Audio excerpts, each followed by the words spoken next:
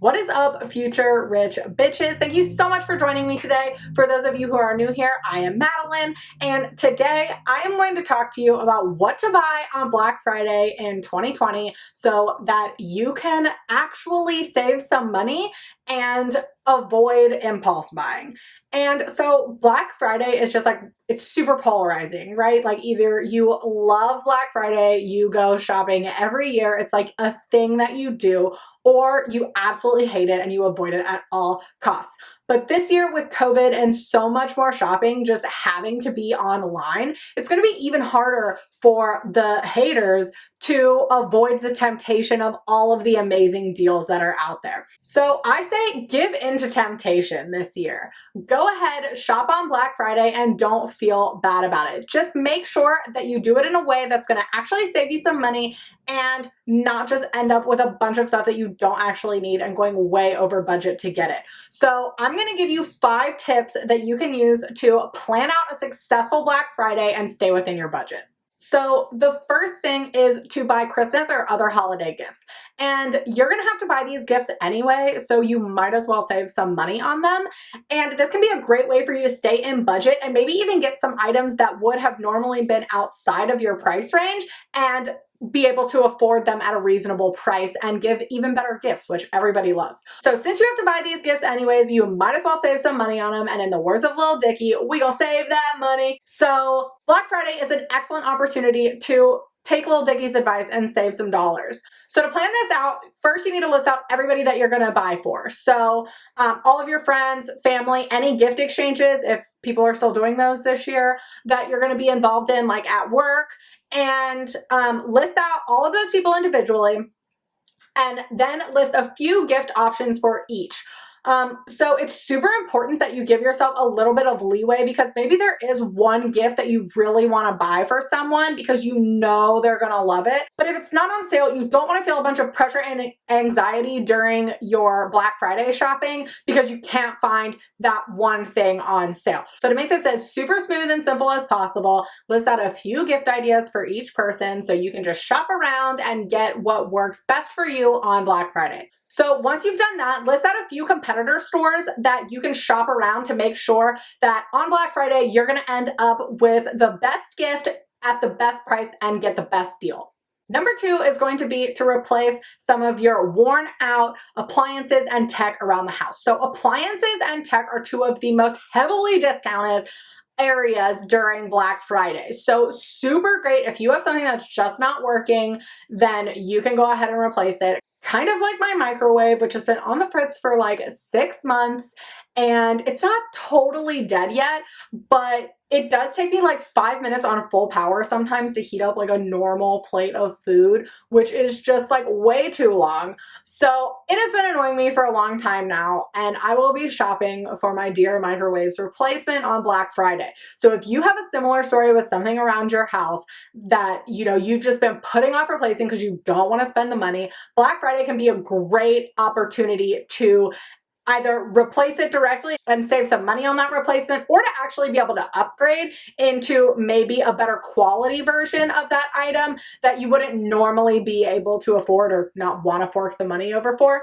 So again, just like in step 1, make sure to shop around at several different stores to make sure that you're going to end up getting the best price and the best deal that you possibly can on Black Friday for whatever it is that you're replacing. So like some great stores to look for these deals are going to be like Home Depot, Lowe's for appliances especially, Best Buy, Wayfair actually sells refrigerators, which I didn't know at all. Obviously Amazon.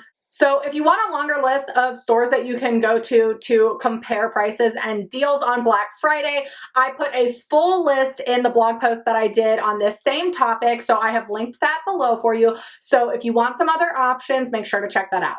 Tip number 3 is going to be to shop Small Business Saturday. And so if you're like me and love to give like unique, cool gifts to people over the holidays, or have kind of like a funkier aesthetic in your home and maybe you're looking for a cool piece of art, Small Business Saturday is going to be an amazing opportunity for you to save a little bit of money and get those types of things.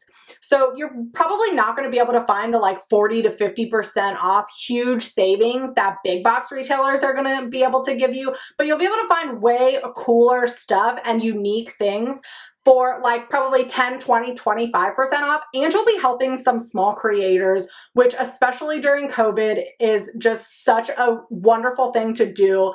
So two of my favorite sites to shop small are going to be Etsy, which is awesome for just like finding the item that you want and linking you up directly with a small business to buy from.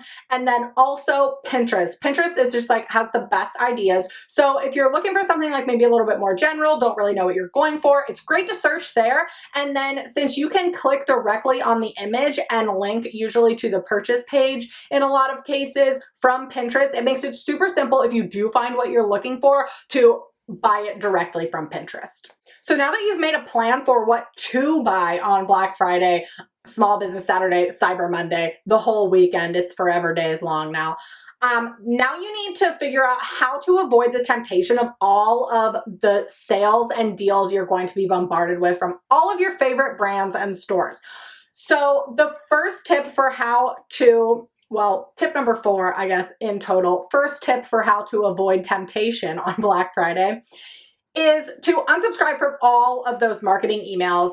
So if you're like me, you just get tons of these things and it can be so tempting to click on that subject line that's like, save 25% today if it's a store you super love or a brand you super love. But usually you just end up buying something that you didn't really think about buying in the first place or didn't want because you feel like you saved money by getting it on sale, but you don't actually save money if you buy something you didn't want just because it's on sale. So you shouldn't do that. And Black Friday is going to tempt you over and over and over and over again with these fabulous deals. So to make sure that you're not just being bombarded with amazing deals that make you want to spend, make sure to unsubscribe from all of those marketing emails. You can always go back in on your favorite brands after Black Friday and subscribe again if you want to. I wouldn't recommend it, but you can. And once Black Friday gets here, you're just gonna have so much less temptation coming at you. And so you'll be able to stay within budget instead of just excessively spending on things that you didn't even want or need to begin with. So tip number 5, last one, is to delete all of those shopping apps from your phone. So if you're like me, a lot of places will send you like, oh, download the app so you can get blah, blah, blah % off. Well, you know, maybe you don't check these that often, but on Black Friday, once you start shopping, you may be tempted to just go into some of these brands and apps and see like, oh, well, what deals are they offering? Especially if you have ones on there that you super love. So this one tap checking for all of these deals is going to only bombard you with more information that you don't need and more stuff that you don't need to be buying. So by making this harder on yourself on Black Friday, instead of just having that one tap, you're going to have to actually physically type in the store or brand that you're looking for's web address and go to their website to see their deals. So it's going to add a little bit of hassle for you, which may make it less likely that you're going to keep going in and checking on these deals. Hopefully you don't want to put forth the effort to go to their site and check the deals at all, and then you are not tempted to spend extra money that you wouldn't normally spend. So Black Friday is such a good opportunity to save and stay within budget, especially on things like holiday gifts and stuff that you're going to have to buy anyways. And then you can buy super cool stuff and give super dope gifts and be that person who has the best gifts for everyone and stay within your budget. So fabulous for that. But you have to make sure that you avoid all of that extra temptation to just spend and buy things that you don't actually want or need, because it can also just become a spending extravaganza where you just end up with a bunch of shit that you really shouldn't have bought. So I hope that these tips help you plan for Black Friday so you can actually save some money and avoid impulse buying. And if this helped you out, please make sure to like this video because I want to be a rich bitch just as much as you, and it helps me with the algorithm. Also, I release a new video every Saturday, so if you're interested in some personal finance tips to help you start investing, build wealth, and become a rich bitch, make sure to subscribe, and I will see you soon. Bye!